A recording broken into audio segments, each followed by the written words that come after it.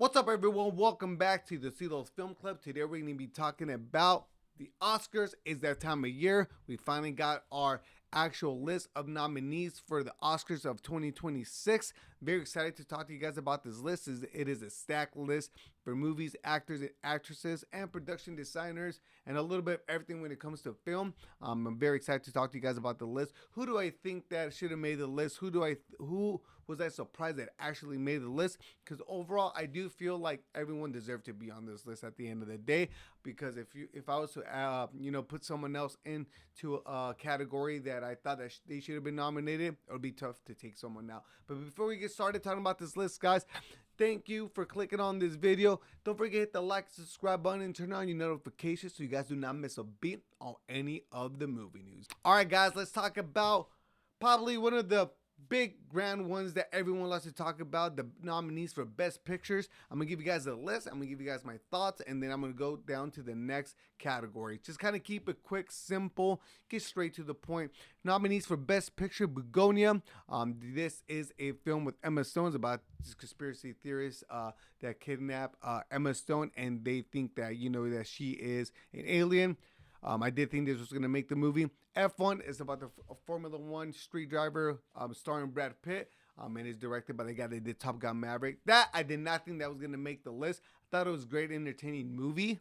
But that I said, I don't think it was nothing special. I don't think there was nothing great about the script. A little bit of the dialogue threw me off. It reminded me of movies back in the 80s and whatnot, but I do believe it does deserve to be on this list. Frankenstein, this was one I was worried about, but this one movie that I did think that deserved to be on this list. One of my favorite movies this year is my top three. I had put on my number one in my top 10 movies of the year. Kind of changes around between one, two, and three. But this is a movie that I do believe that should be on here. Hamnet, never seen it. Everyone's talking about it. Everyone that's seen it when it first came out said this was going to be nominated for an Oscar, so it deserves to be there. Marty Supreme, one of my favorite movies this year, starring Timothée Chalamet, that we'll get into of his nomination for Best Actor. I do believe that this movie should be on there. It's about a schemer that knows how to play ping pong. He's trying to get himself to Japan to play in this big tournament. A fast talker, kind of piece of crap kind of person though. Very similar to the last previous movies that the Safdie brothers have directed. Paul Thomas Anderson's One Battle After Another, starring Sean Penn, Leonardo DiCaprio, Benicio del Toro. This is a great movie, one of my favorite movies this year. This, Frankenstein, and Marty Supreme, my top three. I do think that it deserves to be in this category. I do believe that this is going to win Best Picture for this category. One Battle After Another, directed by legendary Paul Thomas Anderson. Secret Agent, never watched it. Sentimental Value, everyone's talking about this. This should be on here. Sinners, top 5 movie of the year, starring Michael B. Jordan, playing twins, also hailing Seinfeld. Has a great soundtrack, great score, beautifully shot, directed by Ryan Coogler, did the Black Panther and the Creed movies. Train Dreams, it's another movie that everyone's talking about. Not watched it myself, but I do believe that this deserves to be on here. Now let's go nominees for Best Directing, which is a smaller list that you're allowed to have. And I do believe there's one name that was left out on here that I do believe that belongs on here, but let's go through the entire list. Nominees for Best Directing, we get Chloe Zhao for Hamnet. She's the director that did this film. I think that she deserves to be on here, especially because the movie got nominated for Best Picture. Next, we got Marty Supreme. We got Josh Safdie, directed for this, nominated for this movie for Marty Supreme. Josh Safdie, the first time him and his brother, go their solo ways, and they both directed a film this year. It didn't make this list, rightfully so. I think Josh Safdie is a great director, has his own style and flair to his movies, fast paced, makes you feel like you're in the middle of everything. Very, very, very good director. And also we have Paul Thomas Anderson, the legendary Paul Thomas Anderson. Rightfully so, he belongs here. Just his name himself puts him on here. But One Battle After Another, great movie. He's probably going to win Best Picture. That scene at the end when they're driving down those hills, that car chasing, epic cinema right there. So I do believe that he's going to win this. Sentimental Value by I cannot say the name, Joachim Trier. So this director did Sentimental Value, nominated for Best Best Picture, I do believe that this person should be on here. And then we have Ryan Coogler for Sinners. I do wish to give it to him. He did a good take on this different kind of style of movie. This is a toss-up, guys. I do think that Paul Thomas Anderson is going to win. But I think that they should give it to Ryan Coogler or even Josh Safdie. But I do think that they might give it to PTA or Ryan Coogler. There's one name on here, though, that I feel like they did leave out, and that is Guillermo Toro for Frankenstein. Got nominated for a whole bunch of different other things, so I do believe that that he should be on here. Not sure who I will take out, to be honest, but yeah, guys, that is my thoughts for best directing and also best picture. Now let's go to our next list. We nominees for actor in leading role and actress in leading role. Let's go with actor. We got Timothée Chalamet and Marty Supreme. I do think that he's gonna win this entire category.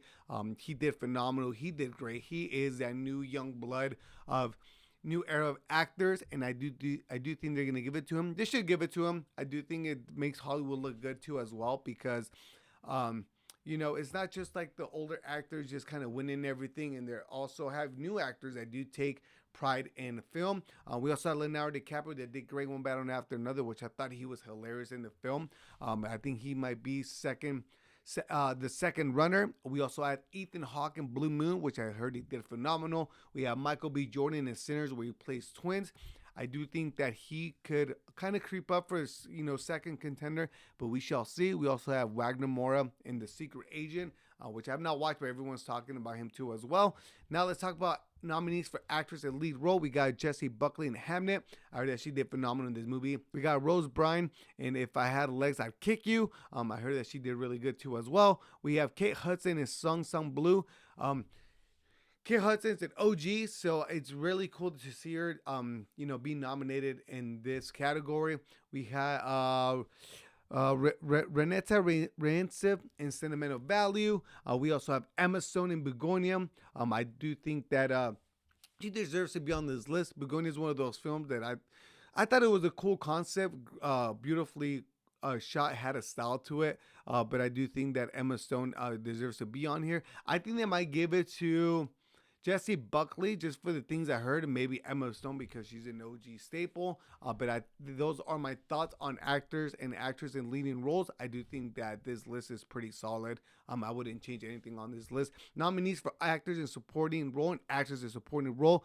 For actors, we have Benicio del Toro in One Battle After Another. I do think that he was really good in this. He was super funny as a sensei.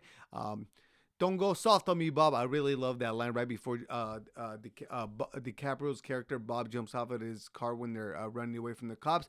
Jacob Elordi as Frankenstein. I'm glad he's getting this recognition because he took this role in I think a couple weeks notice, maybe a month, which is still not a lot of time to prep. But I do think that Jacob Elordi should win this entire category. Good for him. Dero Lindo for Sinners. He is the guy that's the drunken Sinners. I do think that he deserves to be on this list. Sean Penn, One Battle After Another. Also, another name that deserves to be on this list. He was menacing as Lockjaw. Very scary, very off-putting, very good at this role of Lockjaw for Sean Penn. Stellan Skarsgård, Sentimental Value. Heard great things about him here. I will not change anything in this supporting actor role, but I do want Jacob Elordi to win. I do like the movie Guillermo del Toro, Frankenstein, so I do believe that it should win. I just wanted to win, and also gives you that, like I said earlier, that feel of new blood coming into Hollywood, talent too as well, coming into Hollywood and showing that they can bang with the older with the older actors that have been there for a while, and actually gives you a hope for cinema. I think a lot of young people that don't watch a lot of movies know who Jacob Elordi is, and Timothée Chalamet will definitely help film in the future too as well. Nominees for Best Supporting Actress in the Role. We have Eli Fanning for Sentimental Value. I heard she did great. Inga Ibdottir, Lilias for Sentimental Value. Sorry if I butchered that name. Amy Madigan in Weapons. She is the Anne in Weapons. I'm very surprised she's in here. This is one that I was very shocked, but she was very creepy, very menacing. She did really good. Very surprised that this is in here, to be honest. Very surprised, but it's pretty cool though, because it's a different kind of film, Weapons. So we have Wunmi Masaku, and for Sinners, I think she is the lady that owns all the stores in the Sinners movies in that little plaza. Tiana Taylor won Better After Another. I think that she might end up taking it, to be honest, because she won. I think it was it the Golden Globes that she won? So I think that she might be end up snugging it last minute too as well. All right, guys, now let's talk nominees for visual effects and cinematography. I like this category too as well. Nominees for visual effects, we got Avatar: Fire and Ash, directed by James Cameron. We got visual effects for Formula One, directed by the guy that did Top Gun, and then we also have Jurassic World Rebirth, that was directed by the guy that did what's the guy's name that did I keep forgetting his name, but he's the one that did the movie, the creator.